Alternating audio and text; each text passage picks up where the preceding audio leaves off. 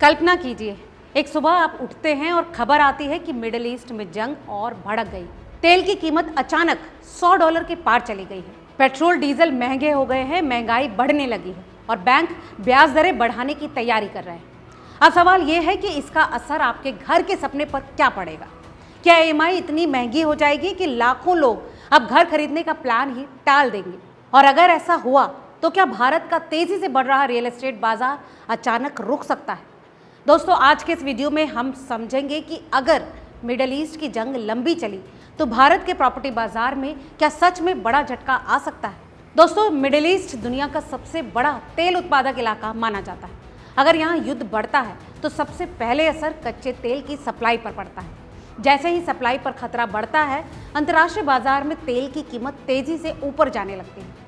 अगर कच्चा तेल $100 प्रति बैरल या फिर उससे ऊपर चला जाता है तो भारत जैसे तेल आयात करने वाले देशों के लिए ये बड़ी आर्थिक चुनौती बन जाता है, क्योंकि भारत अपनी ज़रूरत का लगभग 85% तेल विदेशों से खरीदता है। तेल महंगा होने का मतलब है पेट्रोल और डीजल महंगे होना, ट्रांसपोर्ट महंगा होना और लगभग हर चीज़ की लागत बढ़ जाना।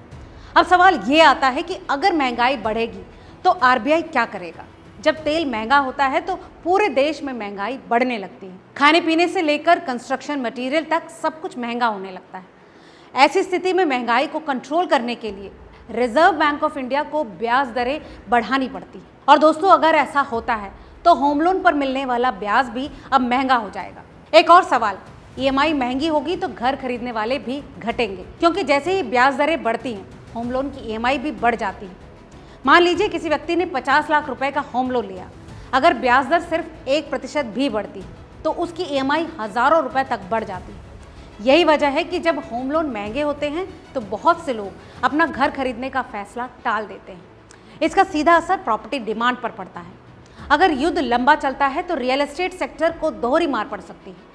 पहली मार, घर खरीदने वालों की संख्या कम हो सकती है और दूसरी मार, निर्माण लागत बढ़ सकती है, क्योंकि सीमेंट, स्टील, ट्रांसपोर्ट और मजदूरी की लागत भी तेल के साथ बढ़ती है। ऐसे में बिल्डरों के लिए प्रोजेक्ट्स बनाना महंगा हो जाता है और नए प्रोजेक्ट्स लॉन्च भी धीमे पड़ जाते हैं। हालांकि ये भी समझना जरूरी है कि भारत का रियल एस्टेट सेक्टर पूरी तरह से कमजोर नहीं है। पिछले कुछ सालों में कई बड़े शहरों में प्रॉपर्टी की मांग लगातार बढ़ी। इसकी बड़ी वजह है बढ़ती आबादी, शहरीकरण और लोगों की बढ़ती आय। इसीलिए विशेषज्ञ मानते हैं कि तुरंत किसी बड़े क्रैश की संभावना कम है। लेकिन अगर वैश्विक आर्थिक संकट गहराता है और तेल लंबे समय तक महंगा बने रहता है तो बाजार की रफ्तार जरूर धीमे हो सकती है। अब सबसे बड़ा सवाल यही है कि अगर वैश्विक तनाव बढ़ता है तो निवेशकों को क्या करना चाहिए? क्या ये प्रॉपर्टी खरीदने का सही समय है या फिर इंतजार करना बेहतर होगा? क्या आने वाले महीनों में घरों की कीमतें रुक सकती हैं या फिर गिर भी सकती हैं? दोस्तों, फिलहाल इन सवालों के जवाब तो आने वाले समय में वैश्विक हालात तय करेंगे। मिडिल ईस्ट की जंग सिर्फ एक क्षेत्रीय संघर्ष नहीं, बल्कि इसका असर दुनिया की अर्थव्यवस्था पर भी पड़ सकता है। अगर तेल महंगा होता है, महंगाई बढ़ती है और ब्याज दरें ऊपर जाती है तो भारत के रियल एस्टेट बाजार की रफ्तार भी धीमी पड़ सकती है।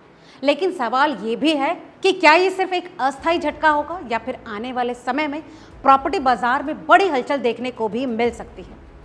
दोस्तों, इस विषय में आपको क्या लगता है? हमें कमेंट करके ज़रूर बताएं। आज की इस अपडेट में फिलहाल इतना ही। वीडियो अगर काम का लगा हो तो इसे लाइक और शेयर करें। मिलते हैं अगले ऐसे ही काम के वीडियो के साथ।